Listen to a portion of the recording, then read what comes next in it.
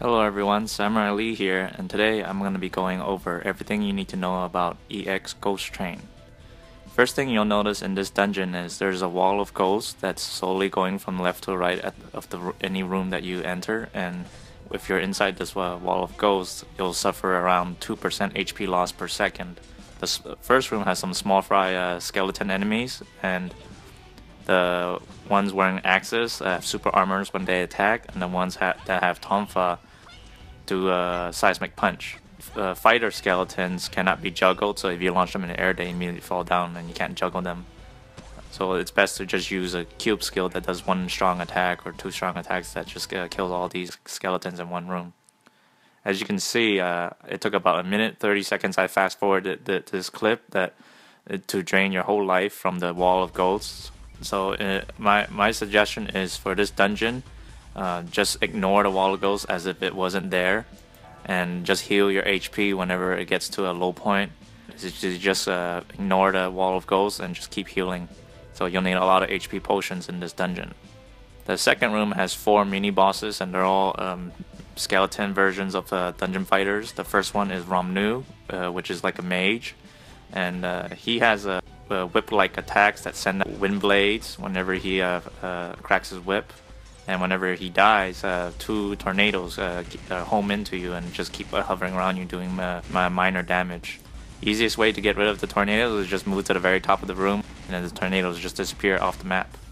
The second skeleton is a Slayer skeleton named Killjoy, and he summons Saya, Ice Ghost Saya, to freeze you, and then he also does Ghost Slash, and occasionally when you hit him, he will fall to the ground into pieces and send his sword around as a boomerang, which will do 4 revolutions, and then it'll go back to him and he'll come back up and start fighting you again.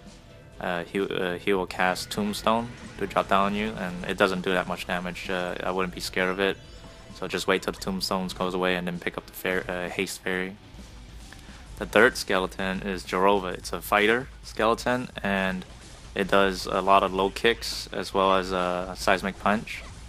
But the thing to watch out for is that when it's low HP, it will cast Nen Shield and summon doppelgangers, which will do a lot of damage when those doppelgangers do seismic punch on you. You can't kill the doppelgangers, they disappear after 1 seismic punch. When Jorova dies, Nemflower shows up, and after a certain amount of time, it will explode, and again, it also does not do a lot of damage. The fourth is a priest named Leonor, and he's always in constant super armor, and whenever he does that, I think it's called Phoenix Hammer.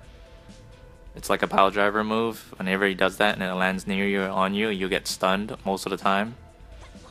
And he also does Star in the Sky, where he just grabs you with his axe, sends you in the sky, and hits you like a home run with a baseball bat.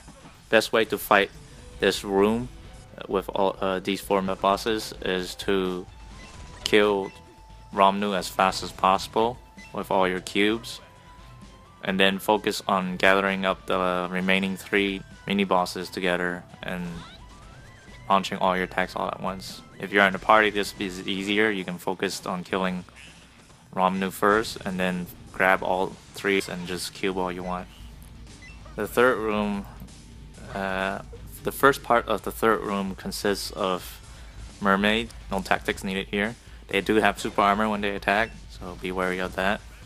After you kill mermaids, the wall opens up to enter the second part of this room, and in the second part of this room you have some dark spirits and Conductor Rabineta. If you rush to the end of the room, you're gonna have to fight all of them at once, so the best bet is to fight them separately, and I'll explain that in a minute. First off, these dark spirits, if you face their way while they turn dark, they will possess you and inflict multiple status ailments on you. To avoid this, just face the other way, opposite directions of where they're looking at.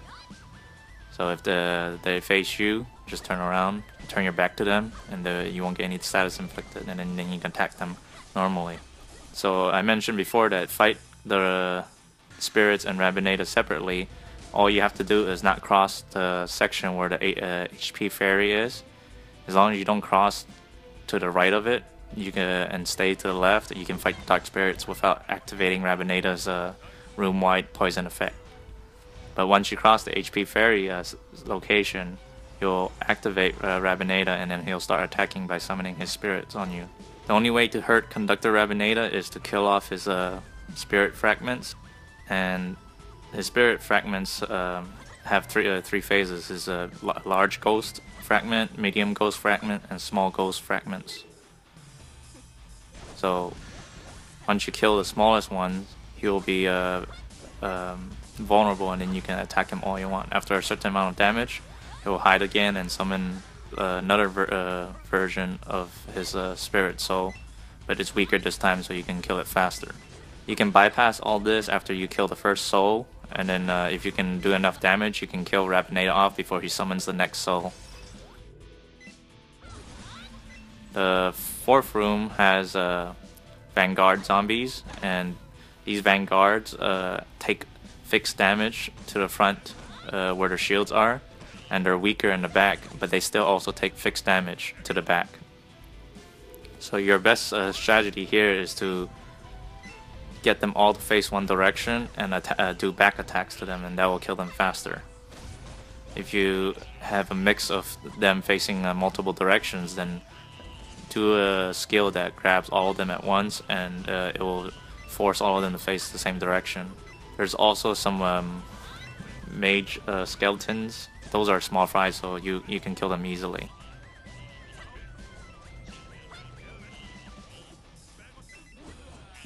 After you kill the Vanguard zombies, you can enter the second part of this room, which has Chief Saz. Chief Saz has some small skeletons with him. Those are very small HP, you can kill them easily, but Chief Saz is very annoying because he is in constant super armor, and he also summons birds that fly around and dive bomb at you, causing you to fall to the ground. This can instantly stop you in your combos on him, especially when he's in super armor. It's hard to maintain your combo already. If you're in this room and the timer circle that spawns the Time Lord Neymar in here, you're gonna have a lot of trouble fighting Saz and fighting Neymar at once. So I recommend, if this circle spawns, that you do hit and runs with Saz, as in you hit Saz with a couple skills, then run back to touch the circle to reset the timer, then run back and attack Saz, and then run back to the timer circle again to reset the timer. That way Neymar won't spawn. You can also grab Saz to force him to go to the first part of the room, but the only way to do that is you have to get him to cross the bridge between the first and second part of the room. So you will need to grab him to force him into that gap, and then if you walk to the first part of the room, he'll follow you, and then you can fight Chief Saz on the timer circle and not worry about running back and forth.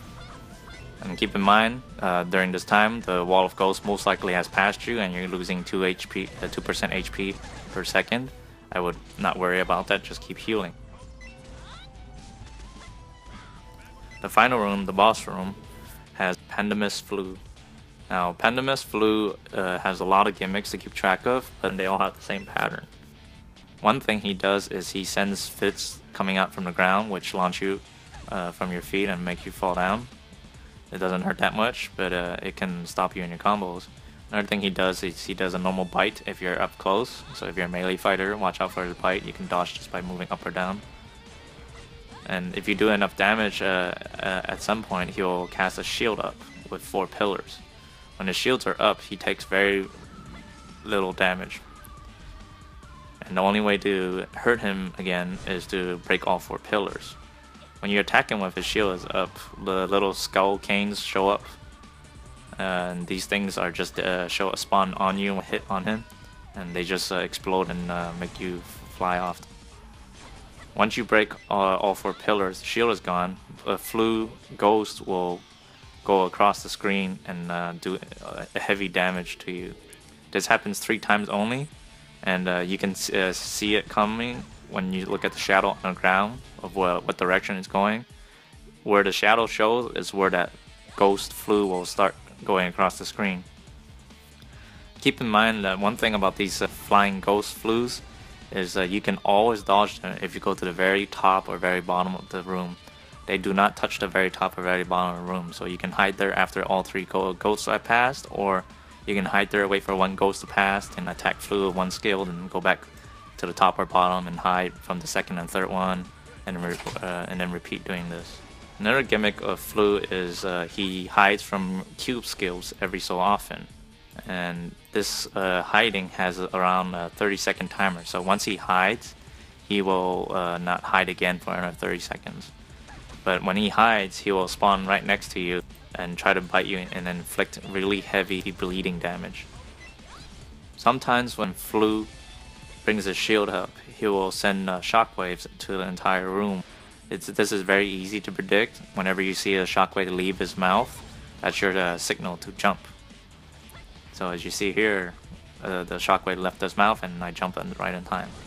One thing to know about the ghost, Flu's ghost shield is when he brings it up, the 4 pillars, if you're standing anywhere near the shield, it will knock you back unless you have super armor on. There are certain classes that don't need to do cube skills. They can do a lot of damage with just their normal melee attacks. If you can do that, you don't even need to make him hide from the cube skills. You can just keep attacking with your melee attack strings. You just have to have a super armor potion on to prevent the shield from knocking you off the ground. When his HP is low enough, he will automatically go into a screaming mode where he will send shockwaves to the room 2 times, not just once. So you have to pay attention to how many shockwaves come out of his mouth. So if you see a second one coming, just time it that when it leaves his mouth, you can jump ahead of time. So combining all of the strategies, the best way to fight Flu is do your cubes, make him hide, and when he reappears, you can cube him all you want. When his shields come up, break the pillars, avoid the 3 ghost Flus flying out of the screen, and then just hit him again until he disappears, and then rinse and repeat.